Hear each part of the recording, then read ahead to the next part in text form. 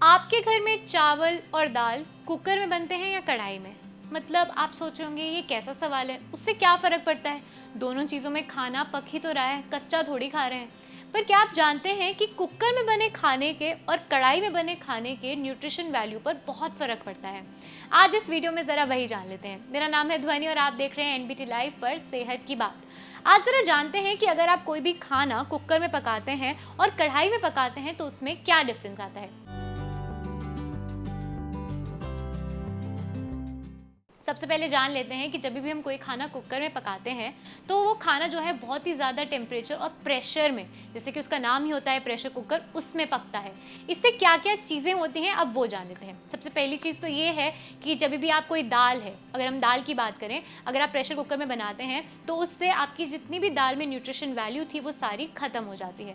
ऐसा इसलिए होता है क्योंकि जो आपकी दाल है वो बहुत ज़्यादा टेम्परेचर में कुक होती है, जिसकी वजह से उसकी न्यूट्रिशन वैल्यू बिल्कुल ज़ीरो हो जाती है।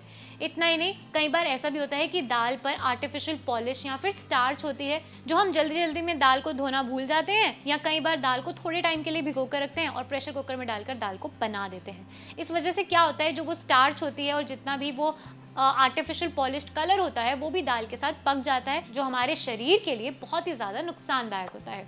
अब बात करते हैं ज़रा कढ़ाई में बनने वाले खाने के बारे में। अगर आप वही खाना कढ़ाई में बनाते हैं तो आप कोशिश करें कि आप कढ़ाई को ढक नहीं रहे हैं। आपको ढकना तभी है जब आपका कढ़ाई का खाना थोड़ा बहुत पकना शुरू हो गया हो, ताकि वो और अच्छे से अपनी ही स्टीम से पक जाए।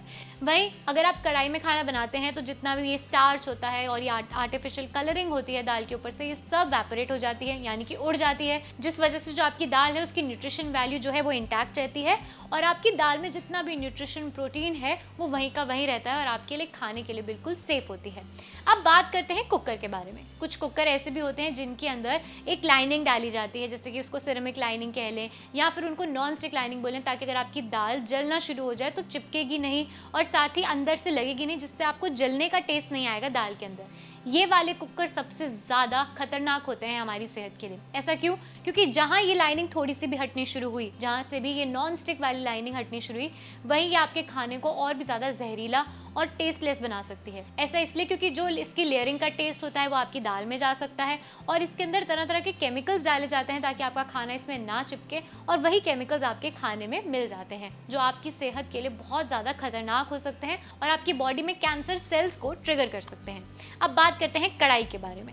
अगर आप वही दाल जो है कढ़ाई में बनाते हैं तो आपकी दाल खुले में पकती है, उसकी न्यूट्रिशन वैल्यू इंटैक्ट रहती है, जैसा कि मैंने आपको बताया।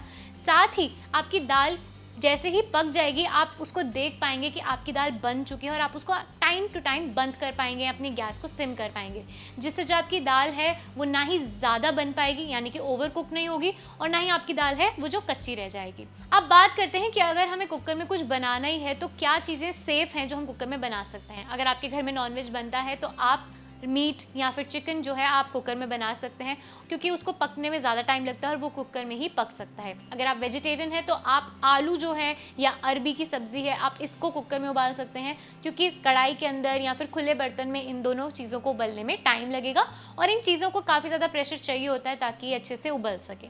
वहीं आप कोशिश करें कि अगर आप कुकर में कुछ बना ही रहे हैं तो उसको बहुत देर तक भिगो कर रख रहे हैं ताकि उसमें से स्टार्च निकल जाए, जितनी भी आर्टिफिशियल पॉलिशिंग है वो निकल जाए, और उसके बाद ही आप उसको कुकर में चढ़ा रहे हैं। साथ ही कोशिश करें कि आप कुकर जब भी खोल रहे हैं तो उसकी जो स्टीम है वो अच्छे से निकल चुकी हो, क्योंकि कई बार ऐसा होता है लोग जल्दी जल्दी में कुकर खोल देते हैं और जिससे ब्लास्ट भी हो सकता है, कुकर फट सकता है। इसलिए कोशिश करें कि आप कुकर के साथ जब भी कुकिंग कर रहे हैं तो बहुत ध्यान से कर रहे हैं। साथ ही अगर आप कढ़ाई में दाल बना रहे हैं या कढ़ाई में चावल बना रहे हैं तो उससे जो वो चावल और जो दाल है वो आपकी बॉडी में फैट इकट्ठा नहीं होने देगा, क्योंकि उसके अंदर से स्टार्च सारा उड़ जाएगा। तो इसलिए कोशिश करेंगे अगर आप वेट लॉस जर्नी पर हैं तो आप कढ़ाई में ही अपनी कुकिंग कर रहे हैं। ऐसी और वीडियोस के लिए आप एनबीटी लाइव को सब्सक्राइब करें और हमें कमेंट सेक्शन में ज़रूर बताएं कि आपके घर में ज़्यादातर खाना किस में बनता है, कढ़ाई में या कुकर में।